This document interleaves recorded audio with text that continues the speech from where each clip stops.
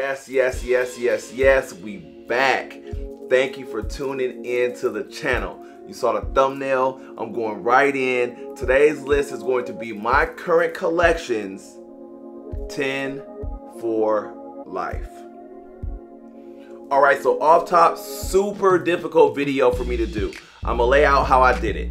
Essentially, I eliminated all fragrances that are discontinued. So that eliminated a huge portion of my collection. Also, I wanted to break these down into 4 categories. 4 categories being, 1 like going out, night out, 2 being like a close encounter type situation, 3 being more casual, kind of grab and go, super versatile, and 4 being the job. Yeah, I had to put my glasses on. I had to turn on my music because it's serious business today, okay? I'm going right in. We're talking about close encounters first, and there's 3 in this list. And the first one is Tom Ford's Noir Extreme. Always going to have a bottle of this in my actual collection. That cardamom, nutmeg, rose, vanilla, sandalwood. This is classy. It's smooth, but it's not in your face. This is seductive. This is like a creamy, powdery, like wealth in a bottle. I love this fragrance. Was love at first sniff. One of my favorites in the Tom Ford line, even though I haven't smelt everything. This one isn't a projection monster, but it doesn't need to be because it's for a close encounter. Next up. Another one of my favorite pickups in the last 12 months. I'm gonna always hype this on this channel. Prada Luna Rossa Black, okay? That bergamot, patchouli, coumarin, amber, and musk. This is a sweet, powdery, woody fragrance that is just, it's absolutely stunning. And I'm gonna tell you, and I've said it before on this channel about this fragrance, this is backup bottle worthy. Again, not a projection monster, but we're talking about close encounters, and this one right here, this just does it. It checks all the boxes to me. Again, I'm gonna continue to hype this fragrance. When you're talking about 10 for life, I gotta have it. Okay, last one on the list on the close encounter side of the game, and that's gonna be Dolce Gabbana's The One Eau de Parfum. As you can see, it's the big bottle, the 5 ounce, not playing any games, okay, when it comes to this fragrance. I love it. Grapefruit, basil, cardamom, amber, tobacco, and cedar. Listen, this was created to get you some cooperation, okay? And that's exactly what I'm gonna get and have been getting with this fragrance.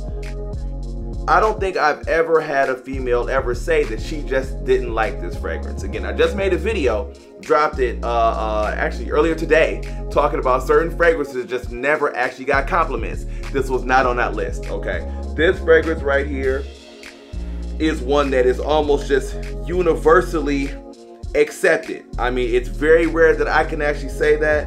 Again, it's not a projection monster, but if I'm talking about 10 for life on the close encounter side and you want some cooperation, I gotta have it.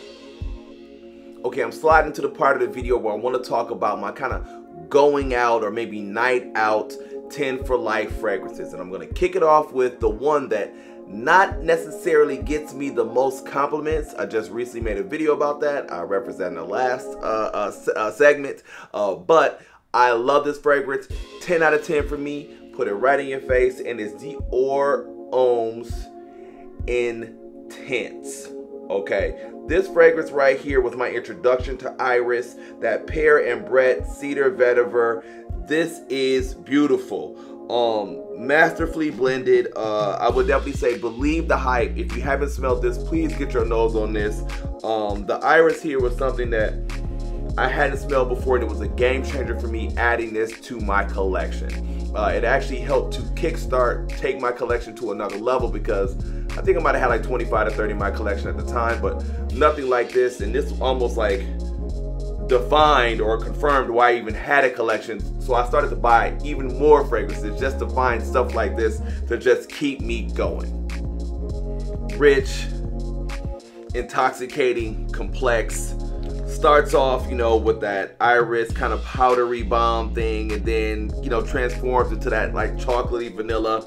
Again, I've said this every time I've mentioned this fragrance, even though this is my first 10 for life or for life video period, that I would always have a bottle of this. So I had to put it on the list. Dior Homme Intense.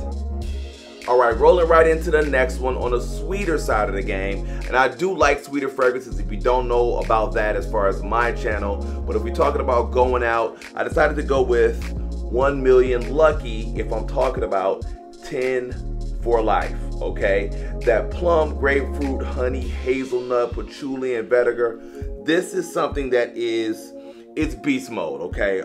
It definitely gets the reaction that I'm looking for if you're going out, especially if you're trying to get compliments. It gets you noticed. It's something that honestly I haven't come across something in the past couple years that gets this many compliments consistently. You know what, some fragrances that do get compliments, some fragrances that don't, but this is one that gets them consistently, okay, through all of my wearings, okay, and I've made some videos on this. This is just one that almost every time I put this on, I'm going to garner some form of compliments, and for that reason alone, if you're talking about 10 for life and going out and doing what I needed to do or taking me where I want to go, I had to put it on this list. All right, we rolling into the section of my 10 for life video where I want to talk about my grab and goes, right? My casuals, my super versatile fragrances, right? And there's 2 of them, but I'm kicking it off with Bond No. 9's Lafayette Street, okay? We got a lot of bergamot, apple, ambroxan, vanilla, tonka bean, and ambergris. All right, so for me, first of all, I love tonka bean. Didn't know anything about that until I actually got onto YouTube. All the fragrances that I had, a lot of them wind up having tonka bean as one of their actual notes, which again was kind of new to me, so I'm a huge fan of that. But something about that ambroxan and you know, ambergris, sometimes vanilla is like catnip for females. This is a compliment monster. I only have 2 fragrances out of the Bond No. 9 collection. It's this and it's Bleecker Street, and this one right here is just super versatile, okay? You can wear this one to the office. You could wear this one on going out. This could even be a close encounter. You could wear this going to the gym. You could definitely wear this one running around doing errands or something like that. But when I think about 10 for life that actually hit the and check all the boxes of versatility, ain't no way. Got to be on this list. I just had to come back on here and say how much I am in love with this fragrance. I don't know why online reviews are 50-50 on this. I really can't understand it. This is fresh, it's citrusy, it's fruity, this is flirty, this is a wave. 100%, okay? I just had to come back on here and express that. I know it's a price tag attached, but just get a sample and wait for a sale.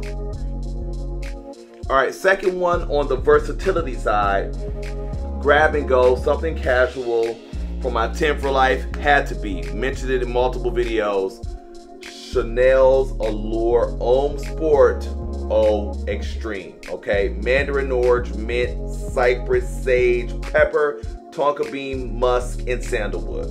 Listen, I'm in love with this fragrance.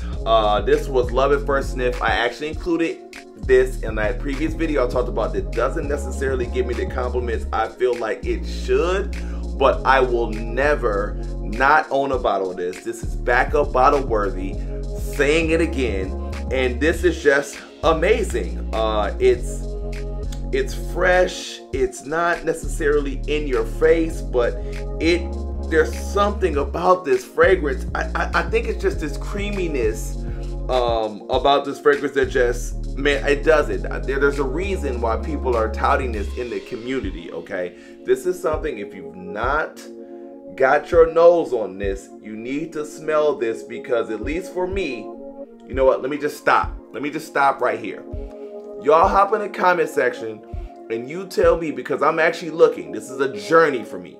Tell me what fragrances out there actually are kind of creamy, that have that lactonic vibe going on, because this is one of the, again, first ones that I've encountered besides Diesel Plus Plus from the late 90s, early 2000s, that actually kind of have that creaminess.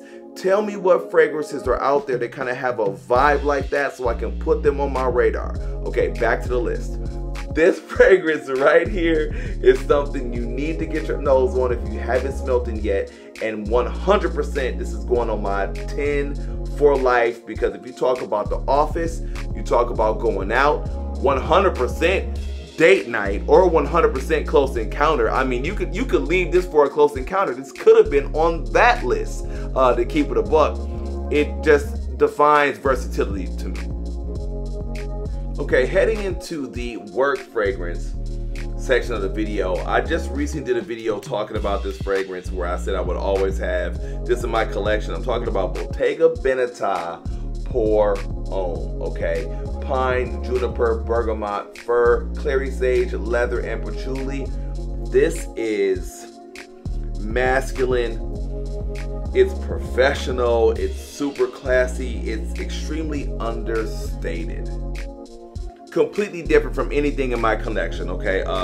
Just the coniferous vibe from this fragrance alone is just, combined with leather, is unlike anything that I have in my collection. But it smelled amazing when I bought it, but if you listen to my previous video where I talked about it, I shelved it for years because I felt like it was more mature than me.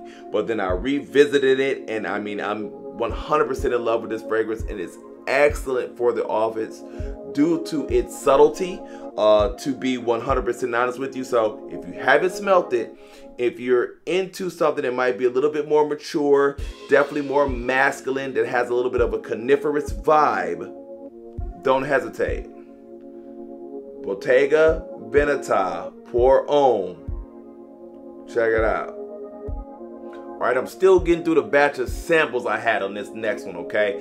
Copped this probably around the first quarter of this year, and not gonna lie to you, I had to revisit this fragrance 2 to 3 times. Wore it, put it down, came back a couple weeks later. Wore it, put it down, came back a couple weeks later, and then I was on board, okay? It came off a little bit sharp. I didn't necessarily understand it, but I'm glad I figured it out, and I'm talking about Maison Francis Kurkdjian's Gentle Fluidity Silver. All right, so this is coming off right out the atomizer, fresh, clean, masculine, okay? And it's the juniper berry that's a little bit sharp. That's what I wasn't actually used to, okay? But combined with the coriander, the nutmeg, the musk, this is a beautiful fragrance. Truthfully, I would say that this is actually an all year round fragrance. I feel like you could actually rock this. Perfect for the office, perfect for date night, definitely something casual as well, but it's so versatile. That's why I'm just like, you know what, I definitely could have this 10 in my 10 for life video, okay?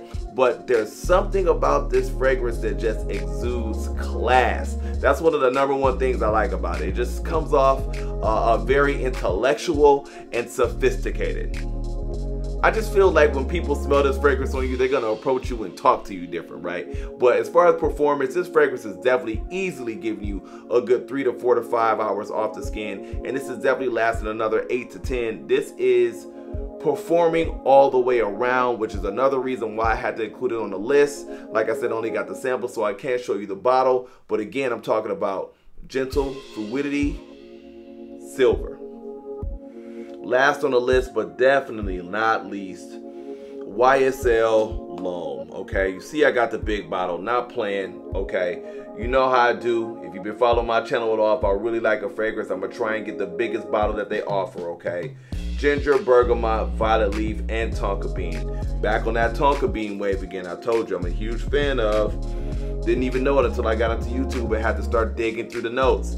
This is an extremely classy fragrance. I don't even really know what to say about it. This is something this is the backup bottle, okay? And this bottle was